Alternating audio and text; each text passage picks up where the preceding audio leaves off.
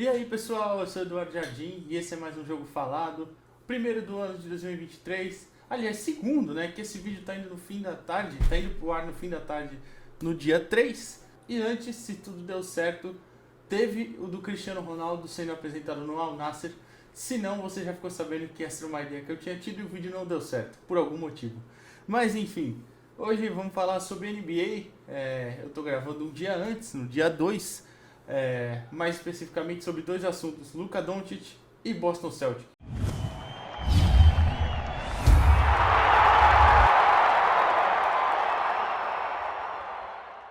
Primeiro falar do Luka. Luka que venceu mais um jogo com o Dallas Mavericks, venceu o Houston Rockets por 111-106, assumiu o quarto lugar na Conferência Oeste. Estou aqui com a tabela aberta, 22 vitórias, 16 derrotas, 7 vitórias seguidas, que a sequência dele está espetacular, é bem verdade. Muito dessas 7 vitórias se deve a ele. Venceu 8 e perdeu 2 das últimas 10. E o Dallas Mavericks vai subindo, vai alcançando melhores posições na conferência, que pode ser decisivo lá na frente, né? Se terminasse hoje, por exemplo, seria Mavs e Clippers, um adversário bem difícil nos playoffs, né? Mas enfim. E cara, a gente, pra falar dele, é chovendo molhado falar do Luka, que é um cara espetacular, é um talento geracional desde a época do Real Madrid. Ele só foi draftado em terceiro porque a NBA tem esse preconceito besta com um jogador que não é americano, que não passou pelo college, né, pelas faculdades, como se ele já tinha sido campeão espanhol pelo Real Madrid, com 16 anos sendo o principal jogador do time, já tinha sido MVP da Liga Espanhola e MVP do Eurobasket, que é meio que a Champions League do basquete europeu, né, para traduzir para termos de futebol. E mesmo assim, ele não tinha confiança de alguns dirigentes, o que é uma besteira, porque ele não jogou no basquete americano. Como se o basquete profissional da NBA também não fosse diferente do college, que é muito diferente, o ritmo, as regras, algumas, enfim. E mesmo assim, você tem muitos jogadores que fracassam, que saem da faculdade e vão para a NBA e fracassam, normal, acontece. Não é garantia de nada isso. Mas enfim, é um talento geracional e vem demonstrando cada vez mais no seu tempo da liga aí que é esse talento que o Dallas fez bem apostar nele. Claro, daí a levar para um título, que é o que interessa no fim, envolve muitos outros fatores, que é o que a gente vai falar aqui também. Por exemplo, o elenco. O elenco do Dallas hoje é um elenco que é moldado, em teoria, para jogar com Doncic. É moldado com muitos arremessadores, chegou esse ano, né, um ótimo pivô que é o Christian Wood, que sabe abrir muito bem a quadra e fazer muito bem o pick and roll. Quando ele faz o pick and roll, que é o corta-luz, né, que é uma jogada que o Doncic gosta muito de fazer, ele tanto pode correr para a ponte aérea quanto correr para arremessar de três. É um cara muito ágil, tem uma envergadura muito boa e consegue fazer bem os dois, né? Então é uma alternativa de ataque duplo ali. Tem jogadores bons, mas inconstantes no Tim Hardaway Jr., por exemplo, que é um arremessador bom, mas inconstante, como eu falei. Brad Bullock, Dorian Finney-Smith, Maxi Kleber, jogadores também que são bons arremessadores ali, sabem espaçar bem a quadra pro jogo de meia quadra que o Luka gosta de fazer, do Mavis, né? Ele não é um cara muito rápido, ele gosta desse basquete mais lento, né? Então tem bons jogadores ali que encaixam, em teoria, claro. Só que nos dias ruins é péssimo. É péssimo porque a equipe não tem outras alternativas, não sabe o que fazer, e num dia não tão espetacular do Doncic, acaba dependendo muito sempre dele e não consegue fazer, né? Não consegue vencer por isso, muitas vezes. O ótimo Bola Presa, é claro, sempre cito eles aqui, tem entrevista com o Dennis aqui, você já sabe, enfim. Sempre fala que o Tim Hardaway Jr., o Dennis fala isso lá no Bola Presa, né? Que o Tim Hardaway é aquele cara que tem média de 15 pontos por jogo, mas nunca faz 15 pontos. Ou ele faz 30 ou ele faz 0. E num vídeo recente até deles, eles falam que fizeram a sequência de pontuação do Tim Hardaway. E era 27, 3, 14, 28, 11, nessa sequência, né? Então, enfim, é bem engraçado de ver essa parte, né? Então, esse elenco, no geral, é um elenco constante, que tem uma característica muito centrada, faltam às vezes algumas alternativas, é uma equipe que pontua muito pouco de contra-ataque, por exemplo, faz muita falta isso, pontos em velocidade É uma coisa que o Dallas pouco tem. Muito porque o Doncic normalmente pega o rebote e inicia o contra-ataque, mas ele faz o contra-ataque naquele ritmo mais lento, não sai disparando na quadra, que muitas vezes era necessário. Ele mesmo já falou isso em uma entrevista, que talvez seja por culpa dele o time ser lento, mas enfim, né, são coisas que tem o lado bom e o lado ruim de ter um cara como ele no elenco. Bom, mas enfim, ele é um cara que está numa temporada espetacular também. Semana passada bateu o recorde de pontos da franquia do Mavs, né, numa partida, fez 61 pontos contra o Knicks, 22 rebotes, perdão, 10 assistências.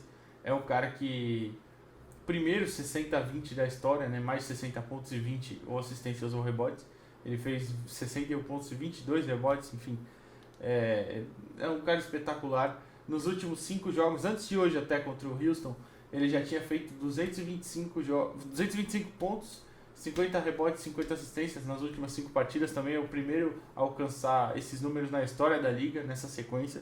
Enfim, pra mim tá jogando no nível de MVP. O Christian Wood falou isso numa entrevista também, que não tem ninguém fazendo ali o que ele tá fazendo atualmente, que pra ele é um MVP. Enfim, também acho esse ano... O problema é que a liga leva muito em consideração a campanha, né? Então nessa campanha do Mavs, em quarto lugar, não sei se seria possível, né? O Denver, por exemplo, lidera o Oeste com 24 vitórias e 13 derrotas, e o Jokic jogando muito bem. Talvez poderia ser tri-MVP. Então não sei se seria possível ali, mas o nível individual dele pra mim é o maior da liga. Ele é o cestinha da liga em pontos totais, em média de pontos, tá com 34 pontos de média. Enfim, é um cara espetacular e joga demais. Pra mim é um talento, repito, um talento geracional. Vai ser um dos grandes da história, esse que joga demais. Mudando de assunto, agora a gente vai passar para outro tema do vídeo que também tá na thumb aí, que é o Boston Celtics líder. O Boston Celtics líder da Conferência Leste. Até na última sequência não tá tão bem, né? Nos últimos 10 jogos, mudei agora aqui para a tabela do Leste. São 5 vitórias e 5 derrotas. Vem de uma derrota por Denver Nuggets, inclusive. Enfrenta o Oklahoma City Thunder hoje. E na quinta se enfrentam Dallas Mavericks e Boston Celtics. Mas ainda assim é um time que lidera a liga no geral, 26 vitórias e 11 derrotas. Tem um ataque espetacular. Jason Tatum e Jaylen Brown estão num nível absurdo também. E eu sinceramente não esperava tão... Esperava eles bem, claro, o Boston é um grande time. Mas sei lá, abaixo ainda do Bucks ali. O Nets com o Kyrie voltando a jogar e o Kevin Durant também, enfim. Mas o Boston tá lá, liderando de novo o leste. E faz isso numa temporada em que o seu técnico foi suspenso por um ano, né? O Ime Udoka. A gente não sabe se ele vai voltar, eu pelo menos não achei essas informações se ele vai voltar ou não. O Joey Mazzulla assumiu o auxiliar, era um dos auxiliares, né? E tá lá em cima. É verdade que não tem nada de inovador, não é uma defesa sempre forte, mas sempre por causa dos seus jogadores terem talento individual nisso. Claro que o técnico também tem seus méritos. Eu já não vou me aprofundar tanto na parte tática, que eu não entendo tanto. Mas pelo brilho individual dos seus defensores, que são ótimos, né? Seus jogadores ali, o elenco no geral é muito bom na defesa, no 1 contra 1. E no ataque, são alguns corta-luzes, arremesso de meia distância, são dois ótimos jogadores infiltrando, como eu já falei, o Jason Tatum e o Jaylen Brown. Tem 5 jogadores chutando acima de 45%, o único time na liga que tem isso, entre jogadores que tentaram mais de 5 arremessos, tá? Então, assim, é uma média espetacular para um elenco no geral, né? Então, enfim, tem ali o Jason Tatum, que é o segundo pontuador em pontos totais da liga, só atrás do Doncic. Em média geral, o quarto, com 30 pontos, se eu não me engano, anotei aqui, deixa eu ver. 30,9 pontos. O Jaylen Brown é o sexto em pontos totais e o 12º em média, tá com 27,1 de média. Então, assim, tem um nível altíssimo. E são jogadores que não se entendiam, que às vezes, ou se entendiam muito só entre eles. Teve picuinha no passado, durante um certo ponto da temporada, antes deles distanciarem, né, eles chegarem até a final, inclusive. O Marcus Smart, se eu não me engano, falaram que eles jogavam só pra eles e não pro elenco, e isso era ruim. Mas o talento dos dois aí tá mostrando como são bons demais. São líderes do leste, líderes da liga no geral. A fase não é das melhores, como eu falei, 25-5 nos últimos jogos, mas mesmo assim tem ali o seu potencial sendo mostrado. Para mim é o favorito ao leste. Depois de ver a temporada começar, claro, antes eu repito, eu não achava favorito, achava ali um dos três, mas não o principal favorito, agora é o principal. E enfim, estão jogando demais. O Boston Celtics também vale bastante ficar de olho aí.